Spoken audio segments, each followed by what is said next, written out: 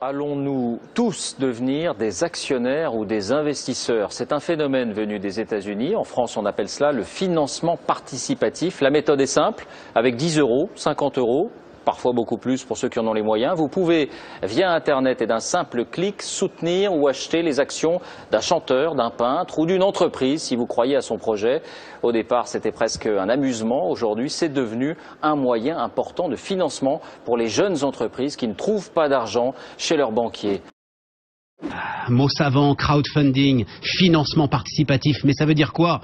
Ça veut dire tous capitalistes. Ça veut dire nous sommes tous aujourd'hui, et là particulièrement aujourd'hui, en capacité de participer au développement des entreprises. C'est ça le crowdfunding, Thierry? Oui, c'est ça, c'est le pouvoir redonné à la foule de choisir ses investissements.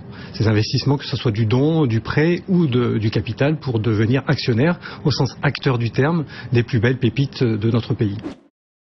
C'est les choses, nous intervenons en crowdfunding equity, comme on dit, donc en investissement en capital, dans des jeunes entreprises, des start-up, jeunes entreprises innovantes, dans les domaines de la santé, du développement durable, de l'industrie et des services. C'est un prêt ou un investissement?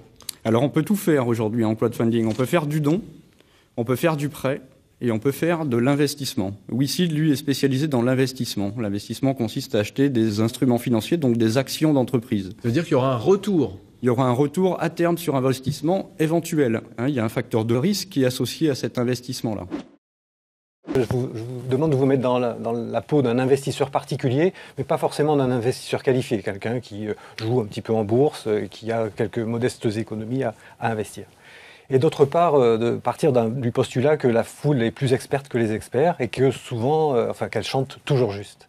C'est ce que propose WeSeed. WeSeed, c'est une plateforme web sur laquelle il y a un catalogue de jeunes entreprises innovantes qui ont été qualifiées par la foule, auditées par l'équipe de WeSeed et qui est proposée à l'investissement.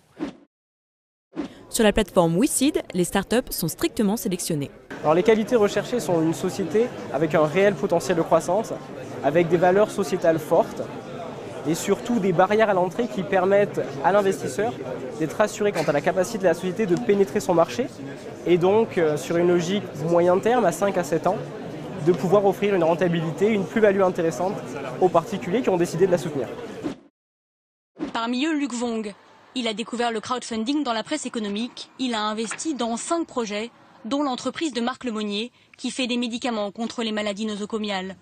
En moyenne, il mise quelques centaines d'euros, 500 € sur le laboratoire Antabio. Sa motivation, être une bonne fée pour de jeunes entrepreneurs, mais aussi gagner de l'argent.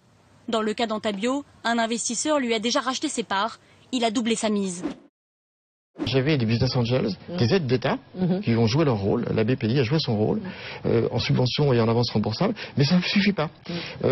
En attendant, l'argent apporté par cette foule nous a permis de créer 10 emplois, des ingénieurs de très grande qualité pour croire à l'aventure avec moi et la développer et maintenant lui donner un point de maturité qui fait qu'on ne sourit plus.